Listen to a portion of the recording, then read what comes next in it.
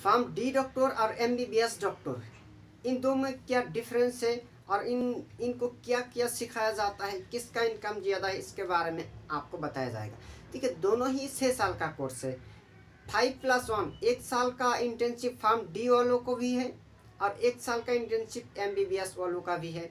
लेकिन अगर हम एडमिशन प्रोसेस की बात करें तो फार्म डी के लिए कोई एंट्रेंस देने का ज़रूरत नहीं है, डायरेक्ट एडमिशन मिल जाते हैं।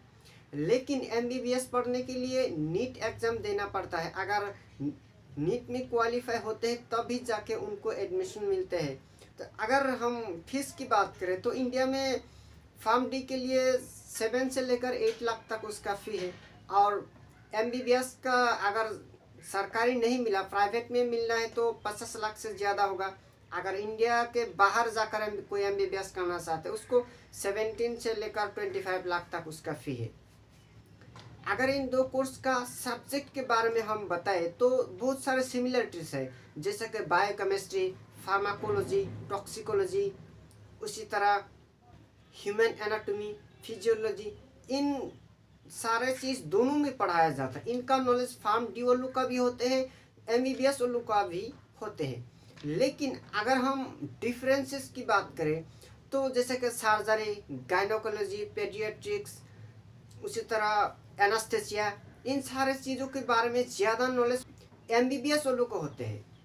क्योंकि फार्म डी वाले सर्जरी नहीं करते हैं लेकिन एमबीबीएस वाले सर्जरी करते हैं। और फार्म डी वाले सिर्फ देखते हैं, जब उनका इंटर्नशिप का समय होता है तब वो देखता है कि सर्जरी किस तरह करते हैं और उसका एक बेसिक नॉलेज उनको होता है। लेकिन एमबीबीएस वाले सर्जरी करते हैं। देखिए, अगर हम बात करें pharmacology, pharmaceutical jurisprudence, pharmaceutical chemistry, इन चीज़ों के बारे में फार्म डी वालों का नॉलेज ज़्यादा होता है। Pharmaceutical jurisprudence that means study of law and its application. That means आप एक फार्मास्यूटिकल इंडस्ट्री खोलना चाहते हैं, उसके लिए क्या लॉ है, एक ड्रग बनाने के बाद उसको कौन सा क्राइटेरिया के सामने आना पड़ेगा, उसको मार्केट में आने से पहले किन चीज़ों का ध्यान रखना पड़ेगा, इन सारे चीज़ों के बारे में। उसी तरह अगर विदेश से कोई ड्रग अपना हमारे देश में लाना चाहते हैं, उसी तरह हमारे देश से अगर दूसरा देश में कोई ड्रग या दैट मीन्स मेडिसिन कोई अगर बेचना चाहते हैं तो उसके लिए क्या लॉ है, इन सारे चीज़ों के बारे में फार्म डी वालों को पढ़ाया जाता है बहुत ही अच्छी तरीके से।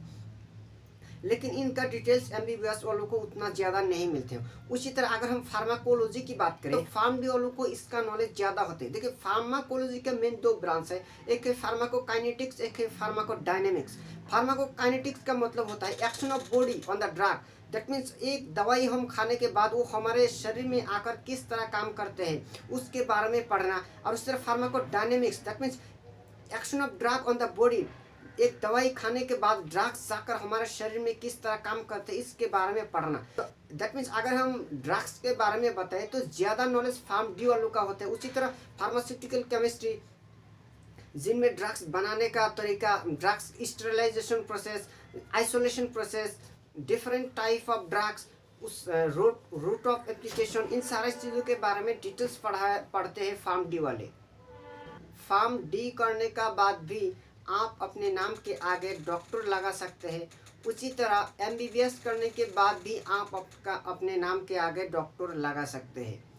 फार्म डी करने के बाद प्रेस्क्रिप्शन नहीं कर सकते हैं, लेकिन एमबीबीएस करने के बाद प्रेस्क्रिप्शन कर सकते हैं। अगर हम सैलरी की बात करें तो इंडिया में एमबीबीएस वालों का सैलरी ज़्यादा है, फार्म डी वालों का सैलरी उतना नहीं है। अगर हम इंडिया के बाहर की बात करें तो वहाँ पे फार्म डी वालों का सैलरी ज़्यादा है एज कम्पेयर टू एमबीबीएस। बहुत सारे कंट्री ऐसा भी है जहाँ पे फार्म डी वालों को प्रेस्क्रिप्शन करने का इजाज़त है, लेकिन इंडिया में फार्म डी वालों का प्रेस्क्रिप्शन करने का इजाज़त नहीं है।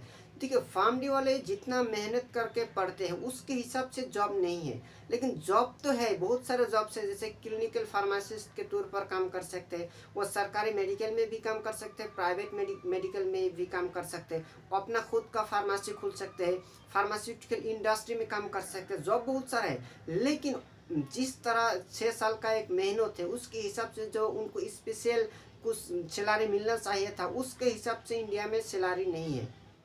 आप मेरा दूसरा वीडियो देख सकते हैं जिसपे मैंने फार्म डी और BAMS के बारे में बताया, जैसे that means bachelor of Ayurveda medicine and surgery, उसके बारे में डिटेल्स बताया है। उसी तरह मेरा वीडियो आप देख सकते हैं BSc नर्सिंग और BA SLP के बारे में, that means bachelor of audiology and speech language pathology, इसके बारे में डिटेल्स बताया है मैंने वीडियो में।